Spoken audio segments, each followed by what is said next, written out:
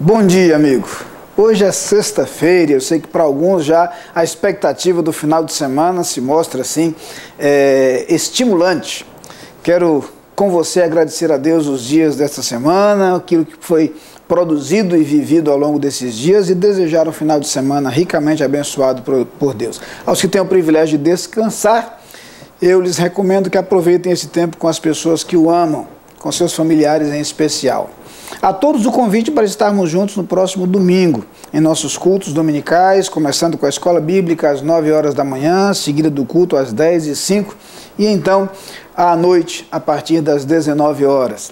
Quero também transmitir aos que aniversariam hoje, amanhã e depois de amanhã, nossa palavra de parabéns, nosso desejo de muitas felicidades, com o cuidado de Deus, com a bênção do Senhor sobre o seu viver. E a todos o convite para que dediquemos os próximos instantes à palavra de Deus e aquilo que ela tem a nos falar. No Evangelho segundo João, no capítulo 9 e no versículo 25, nós lemos o seguinte: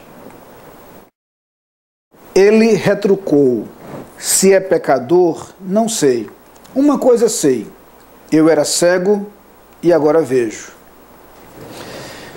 Talvez precise relembrar a você alguns detalhes desta história que culmina com esta declaração.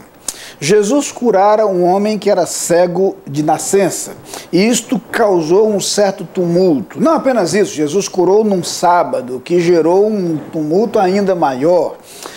Focando na desobediência legal de Jesus e não na cura proporcionada ao cego, alguns tentaram interrogar pessoas envolvidas. Foram ao pai daquele homem cego que se esquivou, dizendo que poderiam perguntar diretamente a ele. Ele era de maior, ele tinha idade, ele poderia responder. Procuram então aquele homem cego e querem fazer algumas perguntas sobre Jesus. Se Jesus era pecador, e começam a afirmar que Jesus era um homem pecador, e então ele diz: se é pecador, eu não sei. Uma coisa eu sei, eu era cego e agora vejo. Há algumas coisas fascinantes nessa história. Uma delas é justamente o fato de que, enquanto Jesus provoca um benefício extraordinário na vida daquele homem, alguns legalistas estavam preocupados com o sábado. Há um momento, inclusive, que Jesus chega a dizer que o sábado foi feito por causa do homem e não o homem por causa do sábado. A verdade é que todos os preceitos estabelecidos por Deus foram feitos para o nosso bem e não o contrário. Eles foram feitos para nos servir. Aquilo que Deus ensina na sua palavra não é capricho de Deus. Aquilo que Deus ensina na sua palavra é exclusivamente para o nosso bem. Exatamente para que possamos viver bem. Como um manual de instruções, a palavra de Deus nos aponta o caminho para nós estarmos bem. É preciso entender esta verdade. Aqueles homens não entendiam isso. Não entendiam o conceito de bem maior, o conceito de prioridade. O bem maior, a cura daquele homem. E Jesus, para curá-lo, comete aquilo que alguns considerariam um desvio legal. Eles fizeram uma cura no dia do sábado, quando na verdade, quando Deus propôs um tempo para repouso e para adoração, foi justamente para que esse tempo fosse exclusivamente dedicado ao Senhor. Um tempo e um dia separado para estar com Deus. A mensagem é muito mais profunda que o conceito legal, embora a ideia de um dia separado ainda esteja de pé, e desde que Cristo ressuscitou no domingo, o sábado, o dia do descanso, e a palavra sábado significa descanso, lembra-te do dia do descanso para o santificar. O cristianismo passou a adorar ao Senhor desde os tempos da igreja primitiva, justamente neste dia, quando o Senhor é lembrado como aquele que ressuscitou. Cristo nosso Senhor ressuscitou. Então, na verdade, a ideia não é apenas a ideia de um dia reservado para isso. O conceito é mais amplo, é mais significativo, é a ideia de dedicar tempo da nossa vida ao Senhor. Mas vamos ao texto. Uma vez curado aquele homem cego, depois de toda aquela discussão, aqueles homens encontram do cego uma resposta extraordinária. Ele quer responder que outras preocupações, discussões, conceitos legais simplesmente não lhe são importantes nesse momento. Aquelas outras coisas não são prioridade para ele. Existe algo que inunda o seu coração. Existe algo que transformou a sua vida. Existe algo que mudou a sua história, e este algo foi o encontro com Jesus. Qualquer outra coisa é absolutamente secundária a partir do seu encontro com Jesus. E ele diz, olhe, eu não sei de muitas coisas e não estou preocupado em conhecê-las, e é isso que subentendemos de sua afirmação. Quando ele diz, uma coisa eu sei, e esta é suficiente, eu era cego e agora vejo. Não existe nada que se compare aos efeitos de um encontro com Jesus Cristo. Nada pode mudar de maneira tão radical a nossa vida como entregar o viver a Jesus. Nada pode se comparar à experiência de ter Jesus em nossa vida, em nosso coração, dirigindo o nosso caminhar, conduzindo a nossa vida. Nada tem o valor da certeza da vida eterna, principalmente diante da realidade da morte. Quanta diferença faz ter a certeza da vida eterna? Isto em relação a nós mesmos, isso em relação aos outros. Como é bom saber que em Cristo há esperança.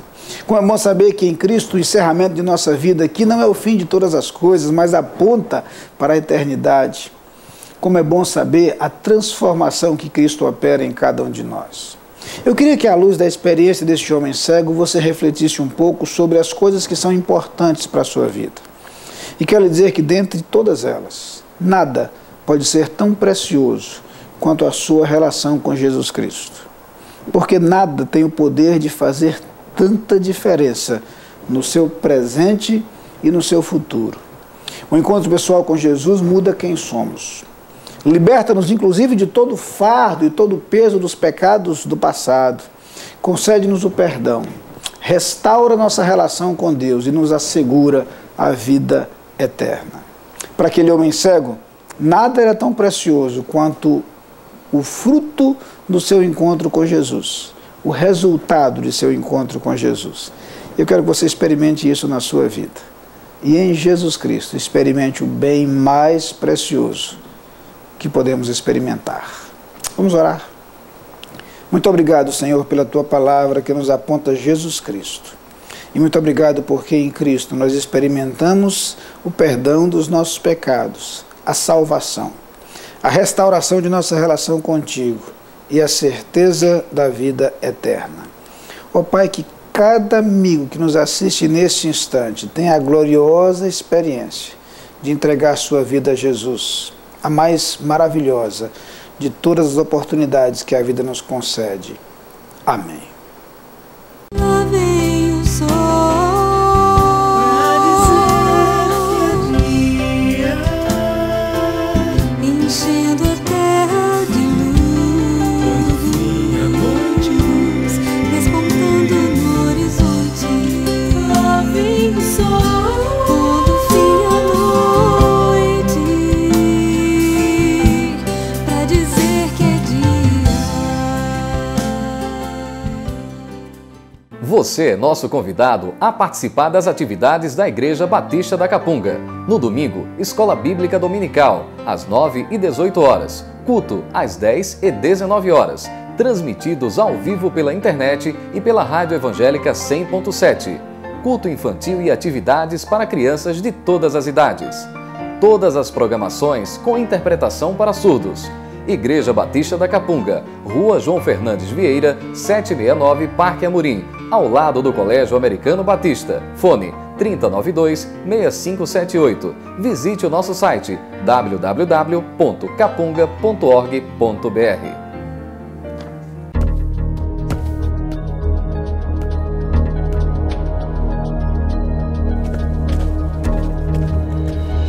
A Adlin cuida da sua empresa para você cuidar mais de você. Adlin Consultoria e Gestão em Serviços. 30 anos de trabalho. ISO 9001 e 14001. Soluções empresariais inteligentes e personalizadas em mais de 200 áreas. Adlin. Experiência de sobra para sobrar mais tempo para você.